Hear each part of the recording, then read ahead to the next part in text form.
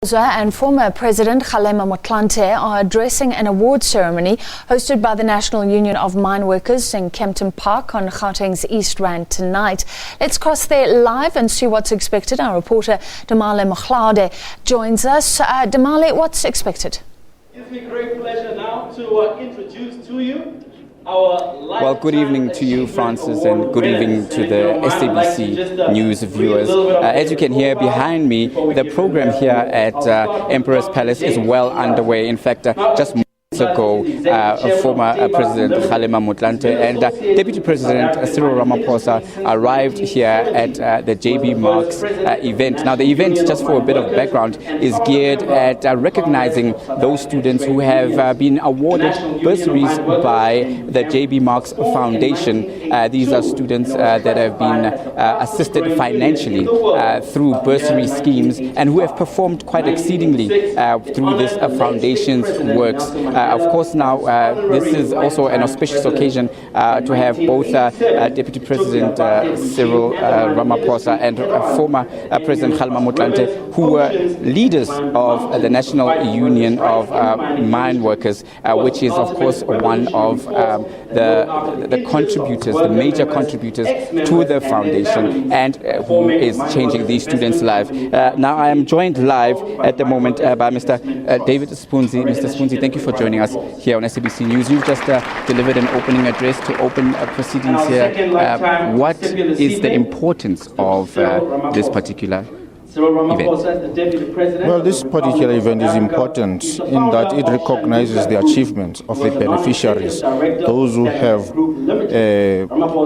attained their qualifications, be it university degree or college qualification. It's a form of encouraging the others and also trying to highlight what the NUM is doing through the JB Marks Trust Fund to improve the lives of the mine workers. Indeed, we see that the issue of higher education in terms of tertiary fees has been one that has dominated the national news agenda, with students demanding that interventions be made by the state to help them. But, you know, the NUM as an affiliate of the Tripartite Alliance doing its bit. Do you think enough has been done to highlight the work that the NUM has been doing, I beg your pardon, to assist students?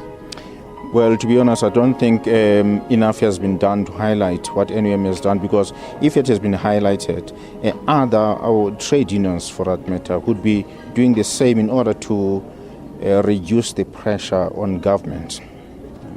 And in terms of the students themselves who are now being recognized, there's an expectation now from students that are part of other government initiatives like NAFSAS, for instance, to give a hand back and assist, because the gap between those who can't afford education and those who can is so large. From your side, what is your expectations from the beneficiaries and those who have excelled so well? Well, the only thing we expect from the beneficiaries is for them to serve their communities. As we say, this is a bursary.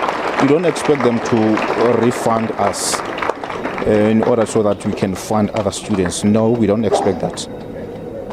Only thing we want from them is for them to service their communities.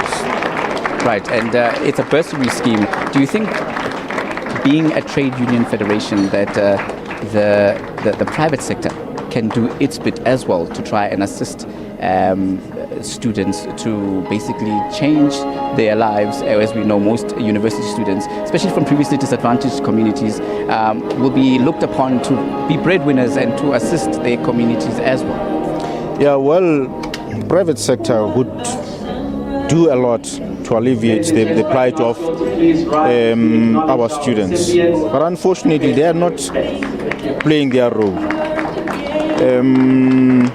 You see, when there are bursaries in the mining industry, for example, they will channel you towards courses that have got everything to do with mining and nothing else. But as JB Marks, we finance all courses. Yes. Thank you very much for your time, Mr. Sipunzi. We were hoping that we would get an opportunity to speak to Deputy President Cyril Ramaphosa, as well as former President Kgalema Motlante. I'm going to step out of shot now. If you can take the shot to stage. They are now being given accolades and being recognized on the stage at the moment, which is why we can't speak to them. And they are expected to give keynote addresses tonight here, so we will be bringing that to you as it happens. So this is the situation right now here at Emperor's Palace. With that, it's back to you in the studio. Thank you very much, Damali Makhlade in Kempton Park, talking there to David Sipunzi, the General Secretary of the National Union of Mineworkers.